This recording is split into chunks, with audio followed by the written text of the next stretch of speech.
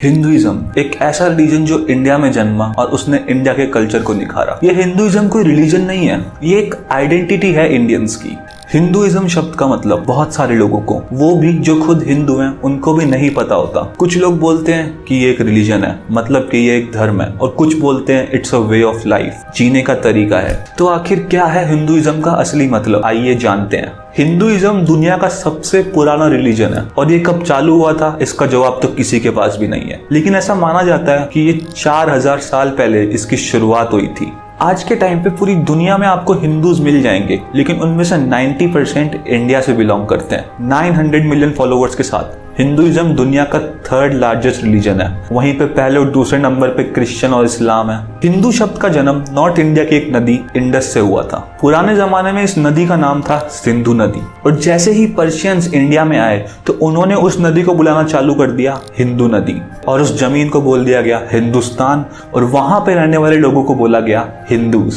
और इन religious practices को describe करने के लिए जो इंग्लिश वर्ड यूज किया जाता है हिंदुइज्म, ऐसा बोलते हैं कि ये भी इतना पुराना नहीं है। पहली बार हिंदुइज्म शब्द का इस्तेमाल राजा राम मोहन रॉय ने 1816 में किया था, और जब 1830 में ब्रिटिशर्स इंडिया पे कब्जा कर रहे थे तब कुछ लोगों ने दूसरे रिलीजन से अपने आप को अलग दिखाने के लिए लोगों ने अपने आप को हिंदू बोलना चालू किया। हिंदुइज्म अपने रिलीजन को सनातन धर्म कहते हैं, और हिंदुइज्म का कोई एक लौता फाउंडर नहीं है, क्रिश्चियनिटी और इस्लाम की तरह। ऐसा माना जाता है कि हिंदू कल्चर की शुरुआत वैदिक पीरियड के टाइम में हुई थी, क्योंकि इसी टाइम पे हमारी सेक्रेड किताबें वेद लिखे गए थे। तो इस बात से ये क्लियर हो जाता है कि हिंदुइज्म का कोई एक लौता फाउंडर नहीं है, और ना ही इसकी कोई डेट है जब ये शुरू हुआ था। तो आइए जानते हैं अब हिंदूज बिलीव किस में करते हैं। हिंदू बिलीव करते हैं कर्मा, आत्मा, मोक्ष, पुनर्जन्म, ये सब हिंदुइज्म के सेंट्रल बिलीफ सिस्टम के पार्ट है। और जो कर्मा है, या हिंदी में बोलूं कर्म, वो बहुत इंपॉर्टेंट रोल प्ले करता है आपकी लाइफ में। कर्म बोलता है जो काम आप अपने प्रेजेंट में करोगे उससे आपका पास्ट और फ्यूचर डिफाइन हो रहा होगा। अब बात करते हैं आत्मा की।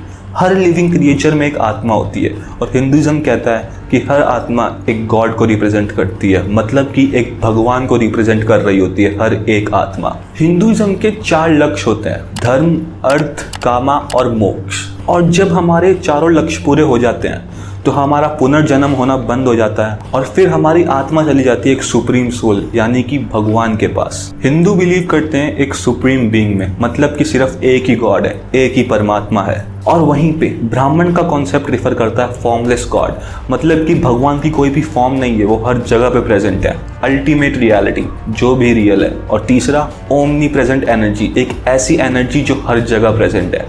हिंदुइज्म बोलता है कि हर चीज में भगवान है, और ये भगवान अपने अलग अलग अवतार की फॉर्म में आते हैं ताकि मानव सभ्यता का विकास हो सके। हिंदूज भगवान को तो पूछते ही हैं, साथ ही साथ वो नेचर को भी पूछते हैं। इसका एक साइंटिफिक रीजन भी है, चलिए समझाता हूँ।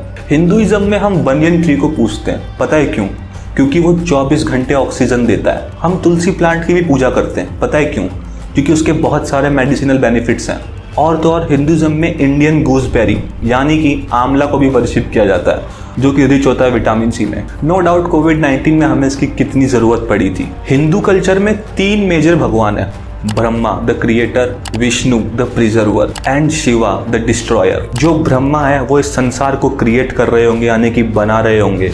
विष्णु जी इस संसार को संभाल के रखेंगे, इसको प्रिजर्व करेंगे, और वहीं पे शिव जी इसको डिस्ट्रॉय कर देंगे, मतलब कि तबाह कर देंगे। हिंदुइज्म में कोई भी सिंगल फाउंडर नहीं है, जैसे कि बाइबल और कुरान में लिखे गए हैं। और वहीं पे हिंदुइज्म में कोई भी एक सेक्रेड बुक नहीं है। हिंदुइज्म की बहुत सारी बुक्स हैं, जैसे कि वेदास, यजुर्वेद, सामवेद, यज्ञवेद, अथर्ववेद, और साथ ही साथ उपनिषद और पुराण्स भी है। और रामायण और भगवद गीता को तो कौन ही भूल सकता है, ये तो हिंदुइज्म में एक बहुत ही मेजर रोल प्ले करती है। हमारी हिंदू सोसाइटी 4 हिस्सों में डिवाइडेड है, ब्राह्मण, क्षत्रिय, शूद्र और वैश्य। और ये डिवीजन इंसानों के कर्म के हिसाब से हुआ था। जो लोग इंटेलेक्चुअल और स्पिरिचुअल होंगे वो लोग ब्राह्मण्स कहलाएंगे। जो लोग समाज को प्रोटेक्ट करेंगे उनको क्षत्रिय बोला जाएगा, और जो लोग स्किलफुल प्रोड्यूसर्स होंगे वो वैश्यास होंगे, और वहीं पे अनस्किल्ड लेबरर्स को शूद्रस बोल दिया जाएगा। और वक्त के साथ ये कास्ट सिस्टम हमारी कर्म के हिसाब से डिसाइड नहीं हुआ, ये हुआ हमारे जन्म के हिसाब से। हम किस फैमिली में जन्मे हैं उस हिसाब से हमारी कास्ट डिसाइड होने लगी, और इसके चलते जो भी सिस्टम में लोअर कास्ट हुई उनको अनटचेबल्स बोल दिया गया, उनको इस समाज से ही अलग निकाल के रख दिया गया। और इसी कास्ट सिस्टम के चलते हमारा हिंदू कल्चर वीक होना चालू हो गया। 6th सेंचुरी की बात है, और इन्हीं सब हालातों के चलते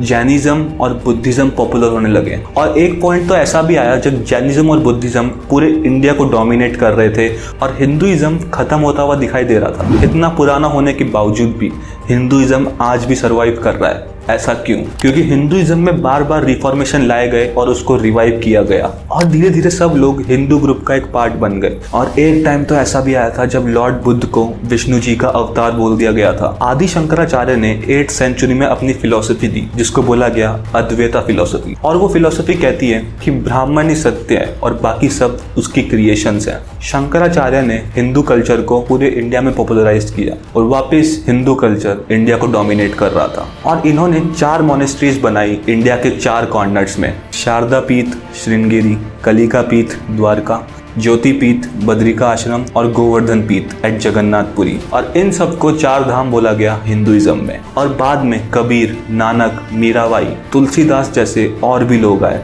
जिन्होंने हिंदू कल्चर को और प्रमोट किया। और अगर मैं आज के टाइम की बात करूं तो राजा राम मोहन रॉय, स्वामी दयानंद सरस्वती, स्वामी विवेकानंद, इन सब का भी हिंदुइज्म में एक बहुत बड़ा योगदान रहा है। और इन्हीं सब महान लोगों के चलते 19th सेंचुरी में क्रिश्चियन मिशनरीज हम हिंदूज को कन्वर्ट नहीं कर पाए जैसा कि उन्होंने अफ्रीका में किया था। जैसा कि हमने देखा हिंदुइज्म में कोई भी इसका एक सिंगल फाउंडर नहीं है और ना ही कोई एक सिंगल किताब है और इसकी वजह से इस रिलीजन को समझना और भी मुश्किल हो जाता है। हिंदुइज्म एक धर्म से ज़्यादा एक जीने का तरीका है। हिंदुइज्म को एक वीडियो में डिस्क्राइब करना बहुत मुश्किल है, ये एक बहुत ही बड़ा टॉपिक है। तो अगर आपने इस वीडियो को देख के कुछ सीखा हो तो वीडियो को लाइक करो और आपके क्या व्यूज़ हैं इसके बारे में नीचे कमेंट करके ज़रूर बताना। मिलते हैं नेक्स्ट वीडियो में।